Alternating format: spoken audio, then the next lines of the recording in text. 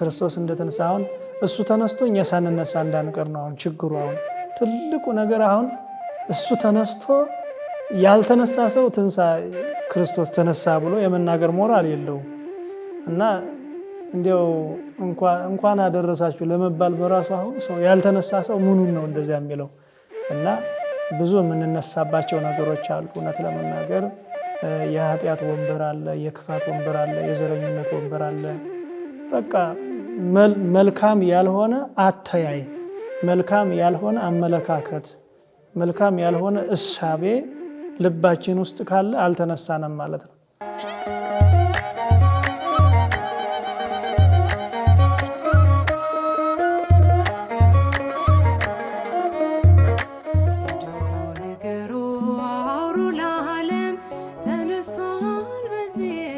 ዳግም ትንሣኤ የመጀመሪያው ትንሣኤ በኋላ በሳምንቱ የምናከብረው ነው። በዕለተ ሰንበት ዳግም የሚለው ሁለተኛ የሚል ትርጉም አለው።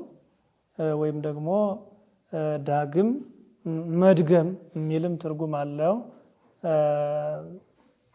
ትርጉሙ ይሄ ነው። ዳግም የሚለው ትንሣኤ ማለትም ያው ትንሣኤ ነው፣ መነሳት ነው።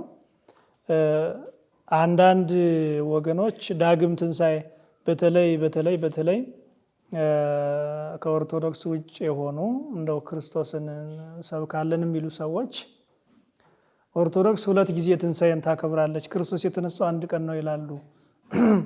እኛ ክርስቶስ የተነሳው 2 ቀን ነው አላልንም፣ የሞተም 2 ጊዜ ነው አላልንም። መጽሐፍ ቅዱስ ምዕረ ሞተ ክርስቶስ 1 ጊዜ ሞቷል ነው የሚለው። 1 ጊዜ ከሞተ ደግሞ የተነሳውም 1 ጊዜ ነው። ስለሆነም እኛ የምናከብረው 1 ትንሣኤ ብቻ ነው። ታዲያ እንደዚያ ከሆነ ሁለተኛ ትንሣኤ ብለን ትንሣኤ በሆነ በሳምንቱ እሁድ ሰንበት ለምን ዳግም ትንሣኤ ይባላል ሲባል አገልግሎቱ ነው ያገናኘው። በነገራችን ላይ አገልግሎቱ ነው ያገናኘው። አገልግሎቱ አገናኝቶታል ማለት እንዴት ነው? የትንሣኤ የሚደረሰው ቃለ እግዚአብሔር ከማሌቱ ጀምሮ እያንዳንዱ ቃለ እግዚአብሔር ቅዳሴው ሙሉ ለሙሉ ዝማሬው በራሱ ቅዱስ ያሬድ ዝማሬ እያንዳንዱ አገልግሎቱ የመጀመሪያው የትንሣኤ ዕለት የሚደረሰው አገልግሎት ስለሆነ ቅዳሴው ራሱ የሚቀደሰው እንደ ትንሣኤው ሰዓት ነው። ቅዳሴው ሌሊት ነው የሚቀደሰው። 9 ሰዓት ነው የሚያልቀው። 6 ሰዓት ተገብቶ ተጀምሮ ቅዳሴ 9 ሰዓት ልክ እንደዚህኛው ትንሣኤ ነው። እና ዳግም ትንሣኤ መባሉ ይሄ ነው። እና ያው በዚህ ቅድስት ቤተክርስቲያን አገልግሎቱ አንድ ስለሆነ የሚደረሱት ቃለ እግዚአብሔር ውስጥ ቤተ መቅደሱ ጋር ውስጥ የሚባሉት የአገልግሎት ቀለሞች ወይም ጸሎት ማለትም ይቻላል ከዚህኛው ትንሣኤ ጋር አንድ ስለሆነ ምንድነው አሁን በግጻዊ እያንዳንዱ የየለቱ ይለያያል። ግጻዊ በሚያዘው መሰረት በ1 ቀን በ2 ቀን በ3 ቀን ከዚያ በልደት በትንሣኤ በጥምቀት እያንዳንዱ ያዛል። ይሄ ይቀደስ፣ ይሄ ይባል፣ ይሄ ንባብ ይነበብ እያለ ከመጽሐፍ ቅዱስ እያወጣ በዚያ መሰረት ተቀምጧልና የዚያኔ ግን የሚደረሰው ቃለ እግዚአብሔር የትንሣኤው ቃለ እግዚአብሔር ስለሆነ ዳግም ትንሣኤ ተብሏል ማለት ነው። ሄዶ ነገሩ አውሩ ለዓለም ተነስቷል በዚህ ትክክል ነው። እዚህ ጋር ምንድነው ሳያዩ ቅዱስ ቶማስ ያው እንግዲህ ካላየው አላምንም ብሏል።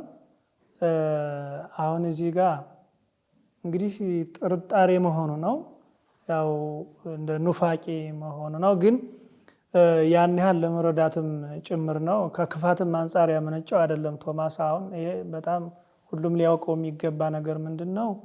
የክፋት አይደለም። አሁን ሰው ጥያቄ ብዙ ሰው እኮ ይጠይቃል እና ግን ሰው ሲጠይቅ የጥያቄው መንፈስ ጥያቄው አንድ አይነት ጥያቄ የሚል ስም አንድ ስም ጥያቄ የሚል ይሁን እንጂ ጥያቄ የሚጠይቁ ሰዎች የተለያዩ ሰዎች ናቸው። ሊፈትኑ የሚጠይቁ ሰዎች አሉ። እያወቁ ለመፈተን ብለው ለመገመት ብለው የሚጠይቁ ሰዎች አሉ። ከዚህ ወገን አይደለም ቶማስ። ለመፈተን አይደለም የጠየቀ እንደዚያ ያለ። እንደገና ደግሞ ይሄ ብቻ አይደለም። ከክፋትም አንጻር ዝም ብለው እንዲሁ ወይም ደግሞ ጥያቄ ሲጠይቁ ለማጨናነቅ ብለው ወይ በስጋ አስተሳሰብ አስበው የሚጠይቁም አሉ። እውነት ለመረዳት ፈልገው የሚጠይቁ ሰዎች ወይም ደግሞ የሚጠየቅ ጥያቄ አለ። አሁን የቅዱስ ቶማስ ጥያቄ ይሄ ነው። መረዳት ያልገባውን ነገር በቃ አልገባኝም ማለት ይህ ርቱዓዊ ኦርቶዶክሳዊነት ነው እና ለመረዳት የጠየቀው ስላልገባው ነው። በቃ ያልገባውን ነገር ሰው አሜን አሜን ብሎ መቀበል የለበትም። ምክንያቱም ነገ ሌላ ሲመጣ ይሸረሽረዋል ሃይማኖት። ስለዚህ እዚያው ላይ በግልጽ አልገባኝም በቃ አልገባኝም እንዲረዳ ነው። ሰው እንደዛ ብሎ ከጠየቀ መረዳትን ስለሚያገኝ ስለዚህ ነው የጠየቀው እና ሳያዩኝ የሚያምኑኝ ብፁዓን ናቸው ያለ ጌታ እንግዲህ ከዛ በፊት ጌታ በዚህ ምድር ላይ ስጋ ለብሶ ሲመላለስ ሲፈውስ ዓይን ለሌላቸው ዓይናቸውን ሲያበራላቸው፣ የታወረባቸው እጃቸው እግራቸው የሰለለ ሽባ የሆነ እነዚህ ሁሉ ሲፈውስ፣ እንደገና ደግሞ ሙተዋል ተብሎ እና አልዓዛርን የመሳሰለ ሌሎችንም ወልደ መበለት ወለተ ኢያኢሮስ እነዚህ ሁሉ ሙተው አለቀ ተብሎ ዘመድ አዝመዶቻቸው ተስፋ ቆርጠው መቃብር ተቀብረው ከዚያ በኋላ ግን ከመቃብር ጻፋ መቃብር እያለ ጌታ ከመቃብር እያስወጣ የሞቱትን እያስነሳ ልዩ ልዩ ታምር እያደረገ አይሁድ ያዩ ነበረ። በሚገርም ሁኔታ የሁሉ ታምር እያደረገ የቃሉን ትምህርት የእጁን ታምራት እያዩ ግን አላመኑበትም።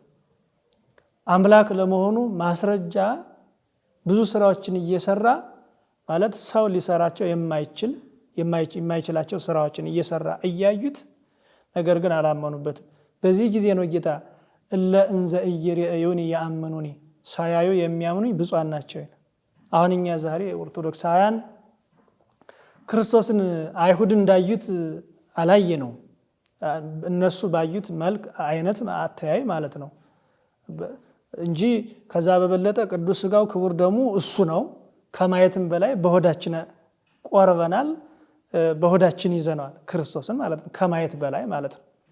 ግን አንድን በአካለ ሥጋ ወይም ደግሞ በሕይወተ ሥጋ ሳለ ያለ ሰው እንደ ማየት አይነት እየሄደ በመንገድ እየሄደ እንደምናየው አተያይ አይነት ክርስቶስን አላየ ነው። ግን እኛ መጽሐፍ ቅዱስን አንብበን እንደገና ደግሞ በስራዎቹ በሕይወታችን ስንኖር በዚህ ዓለም በሥጋ ሕይወት ስንኖር በራሱ የሚደረጉ ነገሮች አሉ። የእግዚአብሔርን ስራ በየቀኑ መዓልትና ሌሊት ሲፈራረቅ፣ ፀሐይ ስትወጣ፣ ዝናሙ ሲዘን፣ እያንዳንዱ ክረምትና በጋ ሲፈራረቅ ይሄ ሁሉ የሚያሳየው ማን ነው? እግዚአብሔር እንዳለ ነው የሚያሳየው አይደለ?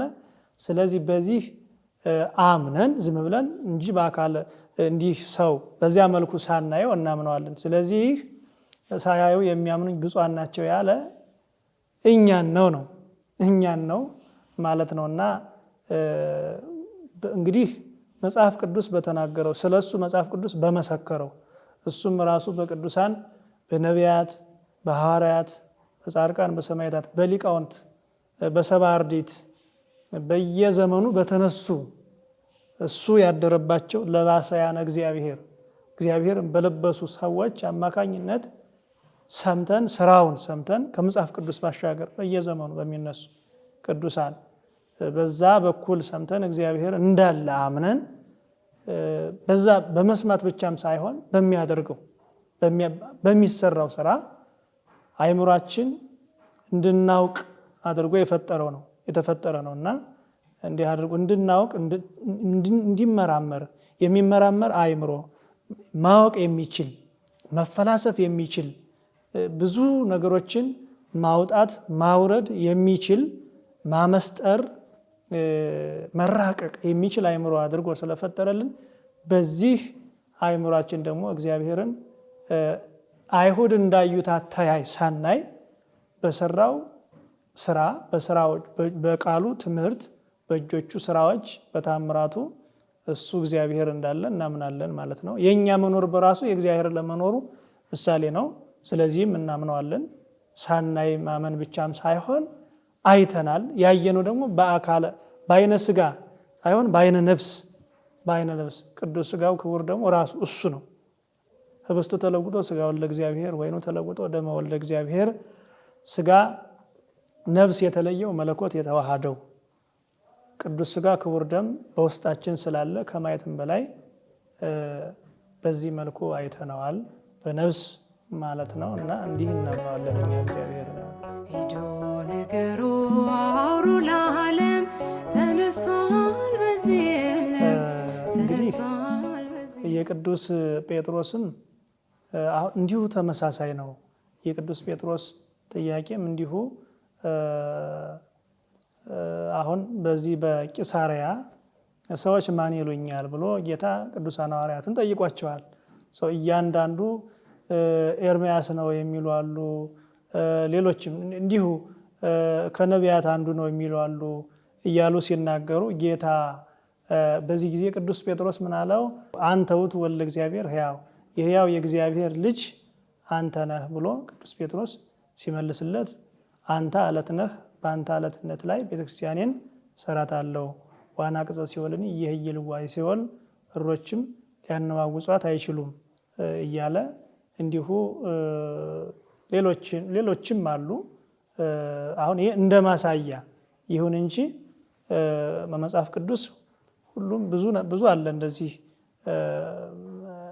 የአንዱ መነሳት ለሌላው በቂ ማስረጃ ስለሚሆን ነው እንጂ ሌሎችንም ማንሳት ይቻላል።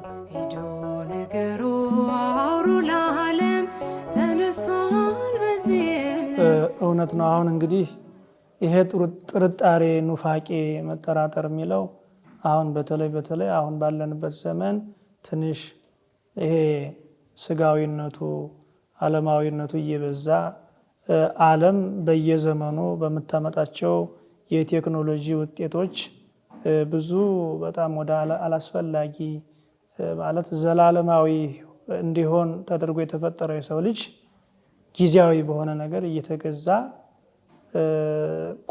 ቁስ እየገዛው ማለት ነው፣ ቁሳዊ ነገር እየገዛው ያለንበት ዘመን ላይ ነው። እና በዚህ ዘመን ደግሞ ይሄ ጥያቄ በእያንዳንዱ የልቡና በር አያንኳኳም ማለት አይቻልም እውነት ለመናገር።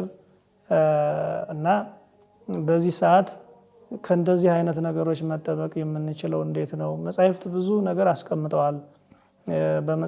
መጻሕፍትን ስንመለከት ለእያንዳንዱ የፈተና መውጫ እዚያው ላይ አለ። መጽሐፍ ቅዱስ መቼስ መጽሐፍ ቅዱስ ባህር ነው፣ እዚያ ውስጥ የሌለ ነገር የለም።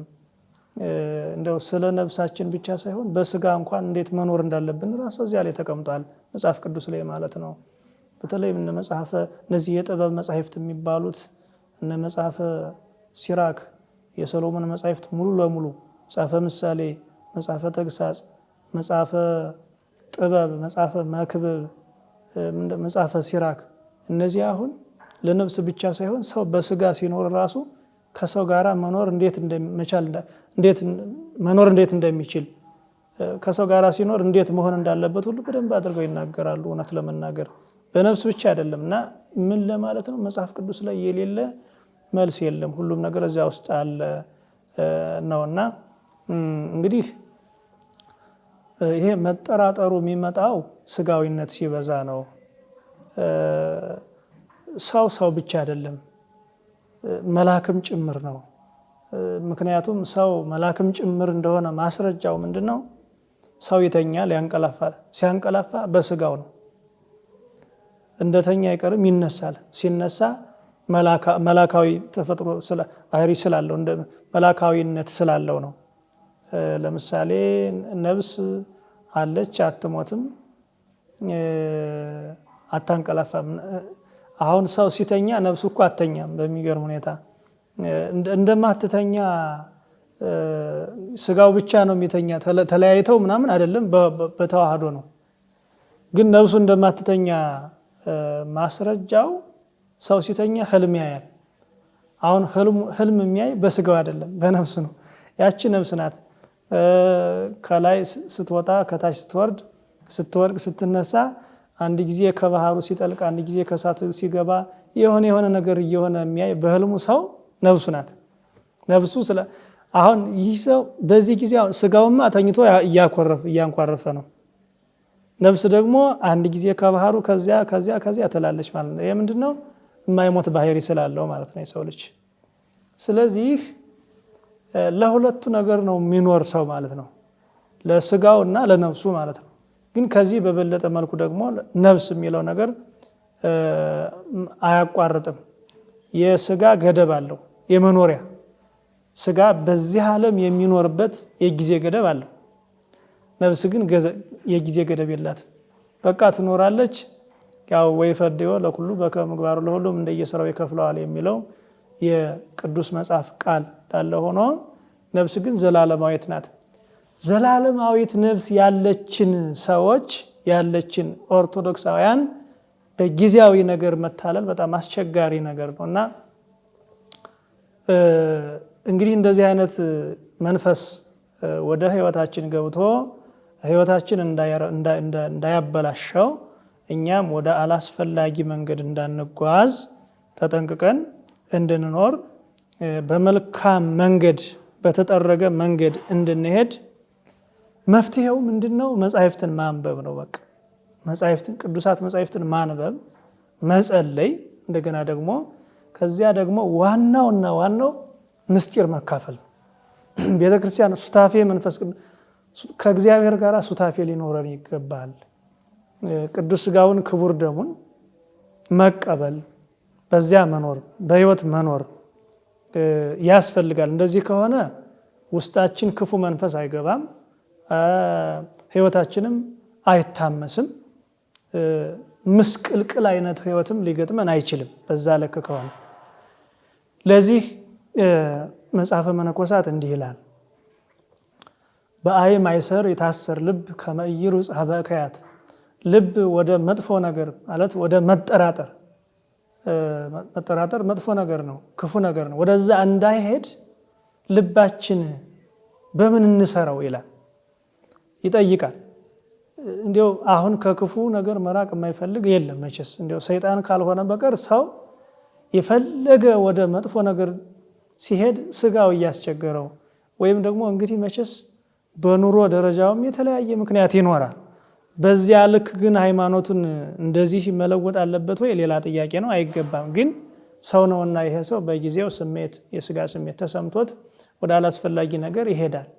ሲሄድ አሁን እንግዲህ ወዱ አይደል ላይሆን ይችላል ነው፣ ወይ ደግሞ የሆነ ችግር ገጥሞት ነው፣ ወይ ስጋው አስቸግሮት ነው፣ ወዘተርፈ ብዙ ነገሮች ይኖራሉ፣ ምክንያቶች ማለት ነው። ወደዚያ ነገር ወደ አላስፈላጊ ከእግዚአብሔር ሊያርቁት ወደሚችሉ ነገሮች ሲሄድ አንድ ሰው ብዙ ምክንያቶች ይኖሩታል። እያንዳንዱ ችግር መዘርዘር ላይጠበቅ ይችላል። ምክንያቱም ሰው እያንዳንዱ ወደ እነዚያ ነገሮች ሲሄድ እያንዳንዱ ችግሮችን ያው ስለሚገጥሙት እና ምንድነው ወደዚያ ነገር እንዳይሄድ ሰው ምን ማድረግ አለበት ይልና መልሱን ሲመልሰው እመደገና ዘልፈ ለጥበብ፣ ሁል ጊዜ ጥበብ ክርስቶስን ቢያስብ ነው ይላል። አሁን ወደ መጠራጠር ቶማስን እንደገጠመው አይነት ሌሎችንም ደግሞ እንዲያው ከእግዚአብሔር እቅፍ ወጥተው ከቤተ ክርስቲያን ወጥተው የሄዱትን ሰዎች የገጠማቸው ፈተና እንዳይገጥመን ዋነኛው መሰረታዊው ነገር ክርስቶስን ሁል ጊዜ ማሰብ ነው።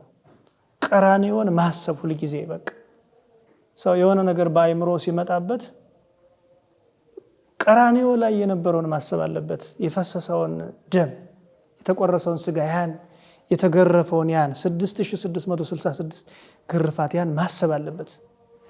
እርግጠኛ ነኝ ያን ካሰበ በፍጹም ያ ርኩሱ መንፈስ አቅም አይኖረውም። ያ ነገር መጥቶ ቀራንዮን መጥቶ ሲያስብ ያ ሰው ቀጥታ ቀራንዮ ሲሄድ ቀራንዮ ደግሞ ያ ርኩስ መንፈስ ድል የተነሳበት ቦታ ስለሆነ በዚህ ጊዜ ያቃጥለዋል፣ ወጥቶ ይሄዳል። ለጊዜው ቢፈተን እንኳን ያ ሰውየው ወጥቶ ይሄዳል። አንድ ኦርቶዶክሳዊ ቢፈተን ይህን ካሰበ አይነተኛ መድኃኒት ነው። አንድ እሱን ያስቀምጣል። ሁልጊዜ ክርስቶስን ማሰብ ይላል። እንዲያው ምንድነው የሚለው? እመኒ እንዘ ትቀውም በቆምክ ጊዜ ወመኒን ዘትነብር፣ በተቀመጥክ ጊዜ ወመኒን ዘትትነሳ፣ በተነሳ ጊዜ ወመኒን ዘትሐውር፣ በምትሄድ ጊዜ ወመኒን ዘትሰክብ፣ በምትተኛበት ጊዜ ይትርሳ ተዘክሮተ እግዚአብሔር አምላክከ በኩሉ ጊዜ በኩሉ ሰዓት፣ ፈጣሪህ እግዚአብሔርን ማሰብን አትዘንጋ ይላል። እንዲህ ከሆነ ሰው መጥፎ ነገር በህይወቱ ሊያጋጥም አይችልም። በፍጹም እግዚአብሔር እንዲያው ለአንድ ሰዓት አይደለም ለ30 ደቂቃም አይደለም ለአንዲት ሰከንድ እግዚአብሔርን ካሰበ ወዲያ ወጥቶ ይሄዳል። እርኩስ መንፈስ፣ ክፉ መንፈስ፣ የተለያየ ፈተና ስላለ ማለት ነው። እና በዚህ ማምለጥ ይቻላል ነው ከክፉ ነገሮች ሁሉ። እንዲያውም በዚህ በመጽሐፈ መነኮሳት በዜና አበውም አንድ የተጻፈ ታሪክ አለ። ዮሐንስ ሐጺር የሚባል ዮሐንስ ሐጺር እና ይህ ሰው ሲተኛ እግዚአብሔር ይላል። ሲተኛ እያንዳንዱ እንቅስቃሴውና ከዚያ ሌሊት ቅዱስ ሚካኤልና ቅዱስ ገብርኤል መጥተው የኔን ክንፍ ላልብሰው ይባባላሉ ይላል። ፈጣሪው እግዚአብሔርን ከማሰቡ የተነሳ ነው የእግዚአብሔር መላእክት ወደዚህ ሰው የተላኩለት ማለት ነው። ምክንያቱም ንጉስ ካለ ሰራዊት ካለ ንጉስ፣ ሰራዊት በሌለበት አሁን በዚህ ዓለም ሰራዊቱ ባሉበት ንጉስ የለም፣ ላይኖር ይችላል፣ አለም የለምም። ንጉሱ ባለበት ግን ሰራዊት አለመኖር አይችልም። እግዚአብሔር ግን የእግዚአብሔር ሰራዊት ቅዱሳን ናቸው። እነሱ ባሉበት እግዚአብሔር አለ። አንድ ምድራዊ ንጉስ ሰራዊቱ ባሉበት በሄዱበት ሁሉ ይንከራተታል እንዴ? አይሄድም። የሚገርም እኮ ነው። የእግዚአብሔር ሰራዊት ቅዱሳን ባሉበት ግን እግዚአብሔር አለ። ይሄ ልዩ ነውና ይሄን እያደረገ ሲተኛ ዮሐንስ ሐጺር ቅዱሳን መላእክት መጥተው ይጠብቁት ነበረ ይላልና በግራና በቀኝ ሆነው ማለት ነው። ይሄ በራሱ አይነተኛ መዳን። ይሄ እንደዚህ ሊሆን የቻለበት ምክንያት ምንድነው? የፈጠረው ፈጣሪው እግዚአብሔርን በማሰቡ ነውና አብድ ውእቱ ዘይሄሊ ዘእንበለ መቃብሩ። እንደገና ደግሞ ሞትን ማሰብ ደግሞ እኔ ለዘላለም በዚህ ምድር በአካለ ስጋ በህይወተ ስጋ አልኖርም፣ መቼ ነው የሚሄደው? መሄድበትን ቀን አላውቅም ብሎ ካሰበ ሞቱን ካሰበ ደግሞ በጣም ጥሩ ነው። ከእንደዚህ አይነት ነገር ሁሉ ድንገተኛ ከሆነ ፈተና ቢያንስ በሃይማኖቱ ከሚመጣበት እንጂ እኮ በዚህ ዓለም እስከኖረ ድረስ ከፈተና ማመለጥ አይችልም። በዚህ ምክንያቱም ያለበት ሰማይ አይደለም ምድር ነው። በምድር እስካለ ደግሞ ሰው መልካም ነገርም ይገጥመዋል፣ ክፉ ነገርም ይገጥመዋል። ግን ከዚህ በላይ በጣም የሚከፋው በሃይማኖቱ ክፉ ነገር ሲመጣ ነው። በሃይማኖቱ ፈተና ከመጣበት ግን በቃ ህይወቱ ተቆረጠ ማለት ነው። እና ይሄ ሁሉ እንዳይመጣ ደግሞ በቃ ኃላፊነትን ማሰብ፣ ኃላፊነት ማለት የሚያልፍ መሆኑን ማሰብ ከእንደዚህ አይነት ፈተና ያስመልጣል ነው። ሄዶ ነገሩ አውሩ ለዓለም ተነስቷል በዚህ የለም። እሺ እንግዲህ ትንሣኤን ስናስብ እኛም መነሳት አለብን። ክርስቶስ እንደተነሳ አሁን እሱ ተነስቶ እኛ ሳንነሳ እንዳንቀር ነው። አሁን ችግሩ ትልቁ ነገር እሱ ተነስቶ ያልተነሳ ሰው ክርስቶስ ተነሳ ብሎ የመናገር ሞራል የለውም። እና እንዲያው እንኳን አደረሳችሁ ለመባል በራሱ ሰው ያልተነሳ ሰው ምኑን ነው እንደዚያ የሚለው? እና ብዙ የምንነሳባቸው ነገሮች አሉ። እውነት ለመናገር የኃጢአት ወንበር አለ፣ የክፋት ወንበር አለ፣ የዘረኝነት ወንበር አለ። በቃ መልካም ያልሆነ አተያይ፣ መልካም ያልሆነ አመለካከት፣ መልካም ያልሆነ እሳቤ ልባችን ውስጥ ካለ አልተነሳንም ማለት ነው። እና እሱ ብቻ ተነስቶ እሱ እኮ አሁን መታሰቢያው ነው እንጂ እሱ እኮ በየዓመቱ የሚነሳ የሚቀበር የሚታመም ሆኖ አይደለም። ግን በየዓመቱ ትንሣኤን የምናስበው እኛም እንድንነሳ ነው። እንዲያውም ቅዱስ ያሬድ አንሳኒ በትንሣኤከ ይላል። ጌታ ሆይ እንደተነሳህ እኔንም አስነሳኝ ይላል። ብዙ አይነት ከብዙ ነገሮች የምንነሳባቸው ነገሮች አሉ። በእውቀት መነሳት አለብን፣ በፍቅር መነሳት አለብን፣ በትህትና መነሳት አለብን፣ በመተሳሰብ በመረዳዳት። እንዲያው ሃይማኖትም አይኖርም ብቻ ሰው ለሆነ ሁሉ ክብር መስጠት፣ ጥሩ በቃ እይታ፣ ለሰው በጎ ነገር መመኘት፣ በቃ ይሄ ፈጣሪን ያስመስላል። እንዲህ ከሆነ እንነሳለን። እውነትም ከክርስቶስ ጋር ተነስተናል፣ ወይም ደግሞ እውነትም የትንሣኤ በኩር የሆነው የክርስቶስ ልጆች ነን ማለት ነው። እንደዚህ ከሆነና አምላካችን እግዚአብሔር እንደገና ደግሞ ሀገሪቱንም ደግሞ እግዚአብሔር ያስነሳልንም ያስብላል እውነት ለመናገርና በብዙ ነገር ሀገሪቱም ልትነሳ ይገባታልና ያው በእርግጥ ሰው ከተነሳ ሀገሪቱ ትነሳለች። አሁን ሀገሪቱ ትንሳኤዋ የማይሰበከው ሰው ስላልተነሳ ነውና ከብዙ ነገር ይሄ ዝም ብሎ አለ። ዘመኑ ያመጣው በሽታ፣ ሰፈርተኝነት፣ ጎጠኝነት ይሄ በጣም በጣም ይሄ እንደዚህ አይነት በሽታ ያለበት ሰው እንዴት ነው ሞራል የሚኖረው? አሁን ስለ ክርስቶስ ትንሳኤ ለመናገር ሞራል እንዴት ነው የሚኖረው? ይሄ በጣም በጣም እውርነት ነው፣ በጣም ደካማነት ነውና በተለይ አሁን የተለያዩ ችግሮች ይኖራሉ፣ ግን እንደ ሰፈርተኝነትና እንደ ጎጠኝነት ያለ በሽታ የለም። አገሪቱን ምናልባት ሊቀብራት ይችላል፣ ሊያጠፋት ይችላል ተብሎ ከታሰበም ከሰፈርተኝነትና ከጎጠኝነት ውጭ ሊቀብራት የሚኖር ሌላ ምንም ነገር ሊኖር አይችልም። ብዙ ችግሮች አሉ። እነዚያ ችግሮች የሚመጡት ግን ይህን ጎጠኝነትን ሰፈርተኝነትን መሰረት አድርገው ነው የሚመጡት እና ይሄ በተለይ አሁን በጣም ገኖብናል፣ ተቸግረናል እውነት ለመናገርና ሰው በመሆኑ ብቻ በሚከበርባት ሀገር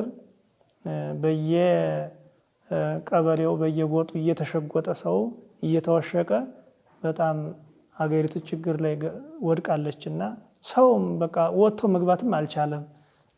ስራ የሚፈልገውም ስራ ማግኘትም አልቻለም። ስራ ያገኘውም በራሱ በፍቅር መስራት አልቻለም። በቃና እግዚአብሔር እንዲያው ከዚህ ሀገራችንንም እኛንም እንዲያስነሳን መጸለይ ያስፈልጋል። መጸለይ እንኳን ሰው እያንዳንዱ መቼስ ይጸልያል። ሰው እኮ አሁን ቤተክርስቲያን ይሄዳል፣ ይጸልያል፣ ይሰግዳል፣ የተቻለውን ነገር ያደርጋል። ቅዳሴው አለ፣ ማህሌቱ አለ፣ ሰዓታቱ አለ፣ አገልግሎቱ ወንጌሉ ይሰበካል። ጠብ የሚል ነገር ግን የለም። እውነት ለመናገር ማለት መደምደም አይደለም፣ የሚለወጡ ሰዎች አሉ። ግን በቃ አሁን ጸሎትም አለ፣ ምህላም አለ። ግን አሁንም ብዙ ነገሮች አሉ፣ ብዙ ችግሮች አሉ ያልተፈቱ። ምንድነው ማስመሰል በስቷል። ዝም ብሎ መምሰል፣ ክርስቲያን መሆን ሳይሆን መምሰልማ ዲያብሎስም እኮ ይችላል። እንዲያው ሰኔ 12 ቀን የምናከብረው የቅዱስ ሚካኤል በዓል አፎምያ ያለች ወደ እሷ እኮ ሰይጣን ዲያብሎስ እኔም ቅዱስ ሚካኤል ነኝ ብሎ ነው የሄደ እና መምሰል ዲያብሎስም ይችላል። መሆን ግን ርቱዓዊ ኦርቶዶክሳዊነት ነውና እውነት ክርስቲያን እንሆን። አባ ጊዮርጊስ ወርዶ አይደለም እንዲያው ድንግል ማርያም ሆይ እባክሽን ክርስቲያን አድርጊኝ አለ። ክርስቲያን ያልሆነ ሆኖ እኮ አይደለም። ግን እንዴት ነው አባ ጊዮርጊስ ክርስቲያን ከመሆን አልፎ እኮ ብዙ ምስጢር ተገልጦለት ብዙ ድርሰት የደረሰ ሊቅ እኮ ነው። የድንግል ማርያም ፍቅር በስቶለት። ግን እንደዚህ ያለ ምንድነው እውነት የእውነት ክርስቲያን የስም ሳይሆን እውነት ክርስቲያን ክርስቶስ ማለት ነው እና ልክ እንደ ክርስቶስ እንድኖር አድርጊኝ ማለቱ ነበርና አምላካችን እግዚአብሔር አሁን ሲነሳ የወደቁ ነገሮች አሉ፣ የተነሱ ነገሮች አሉ። የወደቁት ርኩሳት መናፍስት ናቸው እና እነዚያ አሁን እንደገና የተነሱ ይመስላል ማለት የክርስቶስ ድህነት ፍጹም ነው ፍጹም አይደለም ማለት አይደለም። ግን ክርስቶስ ቀጥቅጦ ያጠፋውን ልዩነት እንደገና እያነገስ ነው ይስተዋላልና አሁን እንግዲህ እዚህ በኋላ ክርስቶስ ሁለተኛ አይሰቀልም፣ ሁለተኛ አይመጣም፣ ሁለተኛ አይወለድም። በቃ ጨርሷል።